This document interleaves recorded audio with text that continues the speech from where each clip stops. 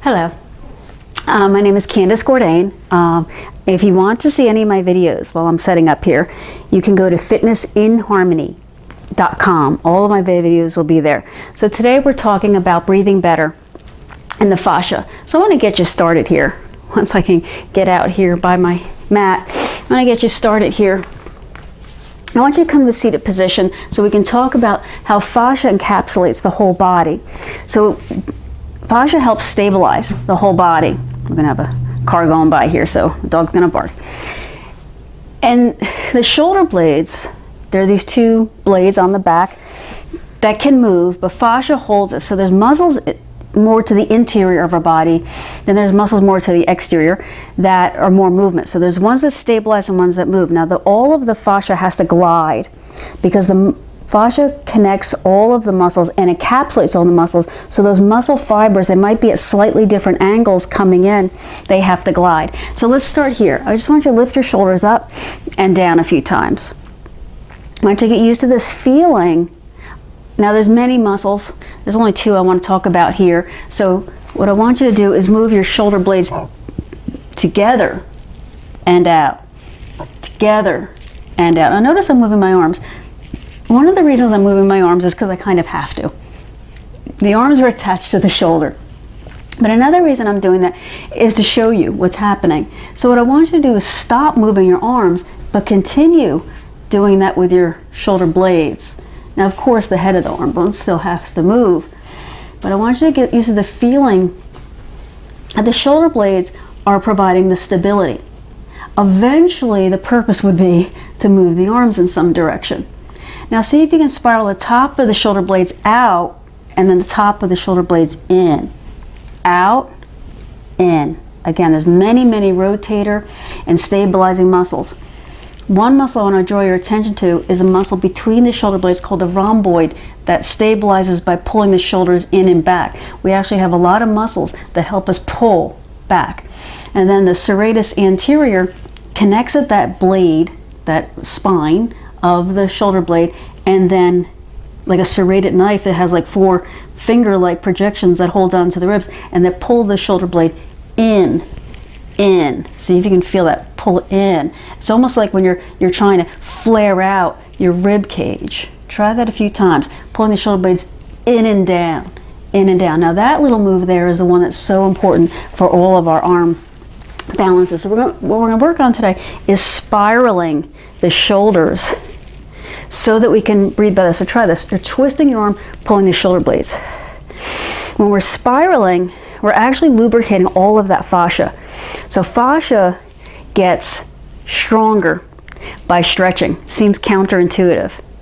So try a couple of big circles in the shoulders, the arms, and then of course in the spine and the waist. So there's a term here, kinesthesia.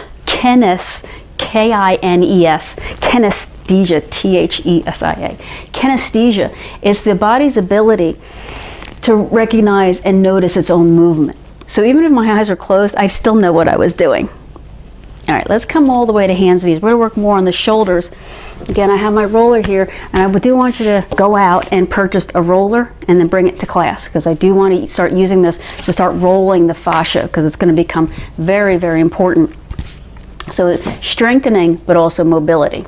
So strengthen the abs. Pull them in. Bring the palms to the floor. Move from cat to cow.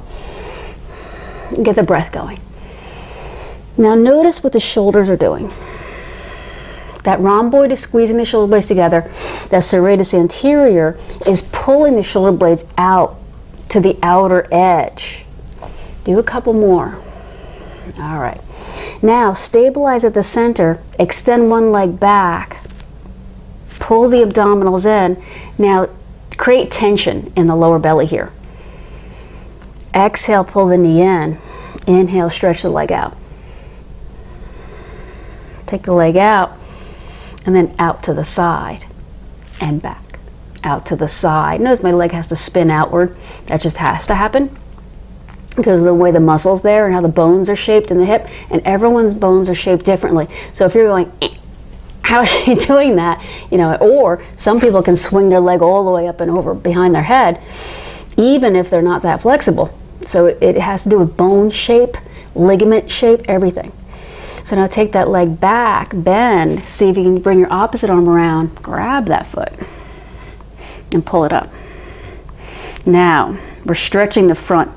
So we're talking about the thoracic, that is everything to do with the rib cage, so we can breathe better.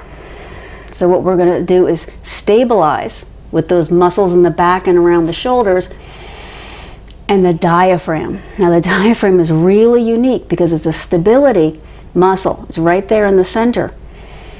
Let's go to the other side. So first do a few cat-cow. The diaphragm is moving, right? By definition, it has to keep moving because that's what breathes us. So by definition, we're never really stable. We're never really, speak for yourself, Candace. Extend the opposite leg back. Now this is where you harden the abdominals, really create this strength. So here's what the diaphragm is doing. It's getting its paycheck here. It's squeezing, but it has to keep moving. Exhale, bring the knee in. Inhale, extend the leg out. So the diaphragm has all of this strong connective tissue, and most of it connects to the lungs and the ribs and the spine. So it's not really just a breathing muscle, it's actually a postural muscle. It's a big function of holding us upright. Remember, we're taking this leg out. Now you notice I swing a little bit on my hip. You know, I'm not supposed to be doing that, so don't do that. Keep that hip stable. Notice what I'm doing? So the difference was hip or stability. So we're looking for stability to create thoracic mobility. Take the leg back, bend the knee, grab the foot. Who took my foot? And then extend up. So here's that stretch. Again, we're trying to stretch the thoracic space so that we can breathe better. All right, let's say your left foot forward. That just happens to be the one I've got here. And come into that lunge. Take 2 breaths there. Then come up. So first we need balance. So this kinesthesia, this ability for our mind. Proprioception is that the nerves and the muscles know where they are and the tendons, and so where the angles are, and can hold you and figure out this, my back leg is bent, but it's also extended back. Kinesthesia is while I'm moving. So towards this left leg, bring the right arm up over, and then open. So move that a few times. So what I want you to feel is this Venetian blinds here, opening and closing. Venetian blind, is that right? Yeah, I think that's right. And close. Then come up. Lay into that. I mean, really stretch this out. So there's a quadratus lumborum. Quadratus meaning it's four-sided. Lumborum meaning it's in the lumbar. I don't know a better name for that muscle there. QL for short.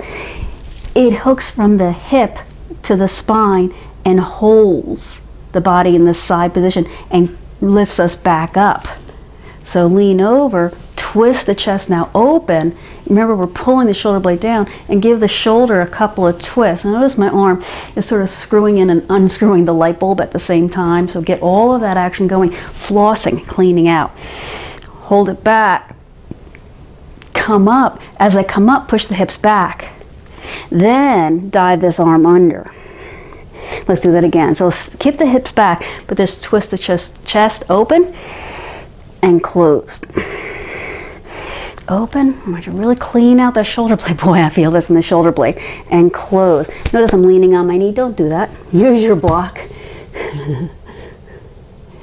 There's always a game in all of my videos. What did Candace do wrong this time? Let's go all the way to the other side. So start out in low lunge. Remember, I wanted to give this a couple breaths because the psoas muscle, really important muscle, extends from the front rim of the pelvis, really from the inner thigh, all the way to the low back, and so it sits on the bottom of the pelvis. And when we get tense, it contracts. When it contracts, it lifts up all the contents of your abdominal cavity. So this is where we twist open, right? We came up and we twist it over. So make sure the arm doesn't come out. When the psoas contracts and it lifts everything up, guess what? Your digestive system says, uh-oh, this is not restful. This is not good. And it gets you all the nerves on edge. So you talk about stress, talk about tension, all of those things, the adrenal glands, remember we've always talked about. That psoas muscle just being tight can trick you into thinking you're in bad shape. Lean over, hold. And when you think you're in bad shape, meaning that you're in danger, everything that doesn't have to happen will stop. So good digestion stops. Sleep stops. Any of the changes we're making here, remember I was twisting the light bulb here? Remember, light bulb in, light bulb out, light bulb in, light bulb out. So this is at the shoulder, the arm socket. I'm actually trying to move my shoulder blade. Yeah, all right, now let's flip open. Then as I push my hips back, I'm going to close the shoulder forward and down and twist over again. Hand on the block. Oh, this one feels good. Expand the diaphragm. Expand the diaphragm. So if we can get the core muscles, the diaphragm, the psoas, those muscles in the lumbar I just told you about, if we can get those to expand while they're doing their important work of stabilizing, the world is ours. Right? You can do anything if you have mobility, right? You ever have something injured and you can't move? You can't even do something simple, like go anything. Go get yourself a glass of water. All right, so from here we're going to come all the way up. So lean forward. Here's our balance work, folks. Ready? Balance, warrior 3. Give the shoulders a couple of squeezes. Then take this back knee up into the chest. Hold on, 2 fingers onto the big toe. Extend the leg up. Arm, because it looks good. Try it. And then try sitting down. I'm going to try, just for fun, to see if I can come all the way down. So far, so good. I'm not balancing, but see, I lost my knee. I'm going to see if I come back up. Right there. Once I get there, so I know exactly where my work needs to happen. Let's do the other side. So we started out in lunge.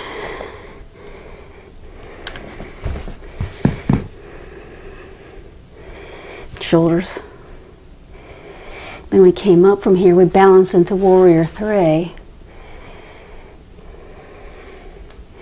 We gave the shoulders a couple of spirals. So I only do these 20-minute videos, but if you can continue doing, any of these mobility exercises, even the stability, like this, knee to chest. Hold. 2 fingers, big toe. Straight line. Notice that? Extend the leg out. Gotta put my antenna up or else this one wasn't happening. Then what? So now this knee is so much weaker. I know this because just the thought of coming down in this pistol squat. Like right here, I'm losing it. I'm losing it, folks.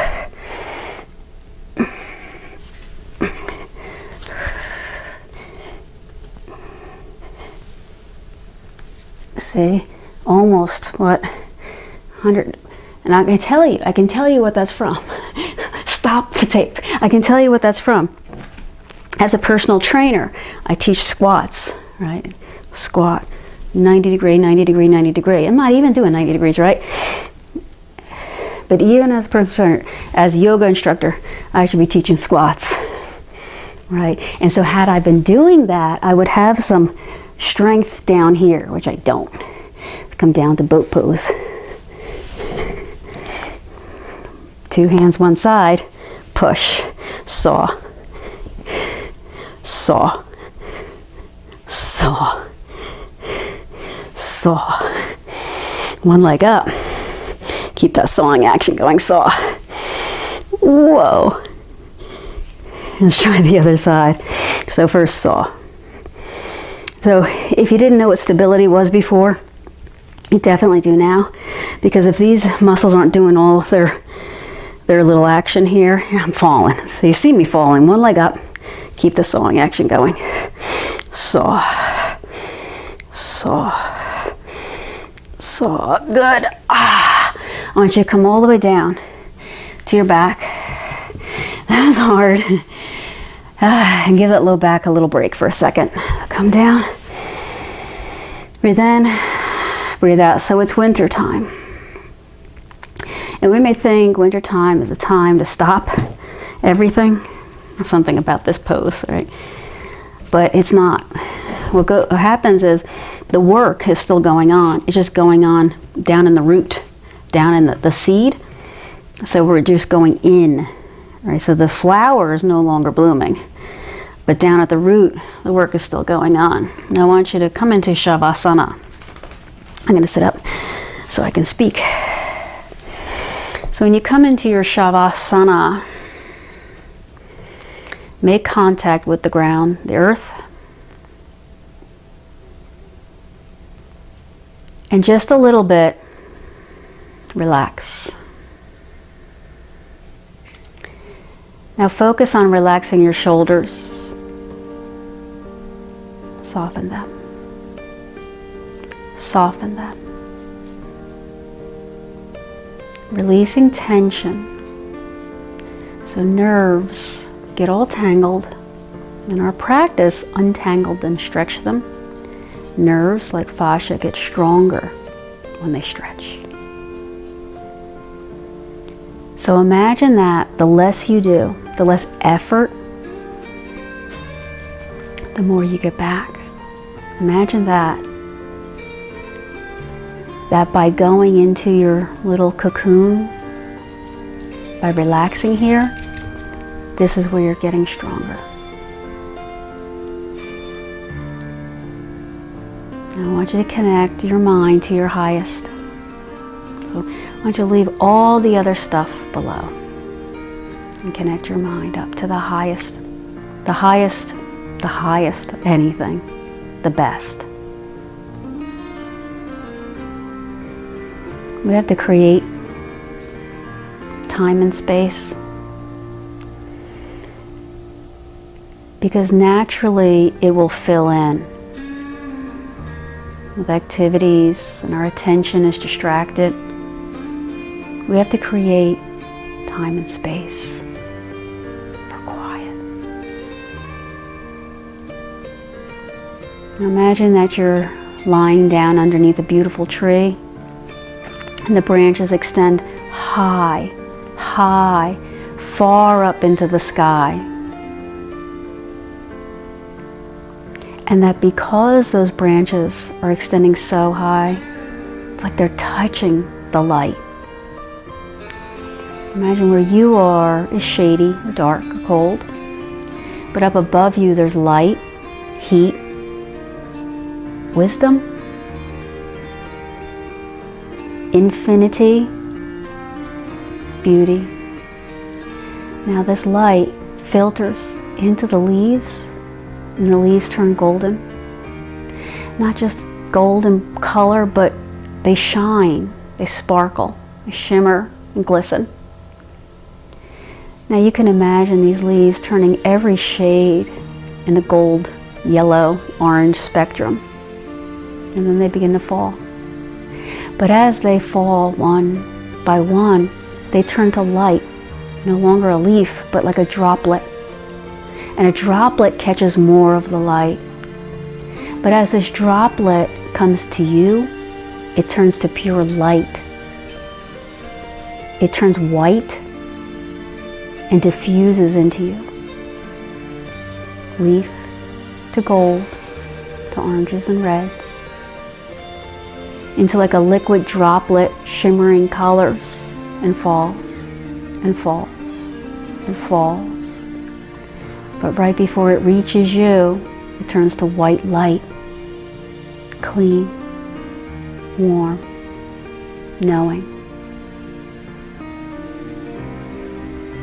leaf by leaf, droplet by droplet, sparkling light is now infused, and now your body becomes that sparkling light, white, shimmering.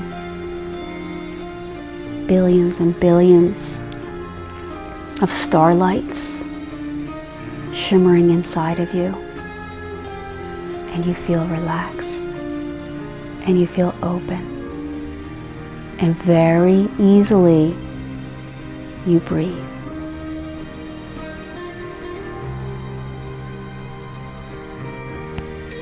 Inhale. Exhale. Roll onto your side. Push all the way up. Join me here in Sukhasana. Move your spine around. Move around the other way. Come back up into a seated pose. As you bring your hands together, let the universe fill you. So that light that maybe isn't so much on the outside is now inside of you. It's okay. The winter is healing you. Open your eyes.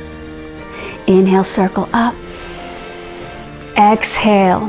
Bring all of that gratitude and hopefulness all the way into your heart. I bow to you.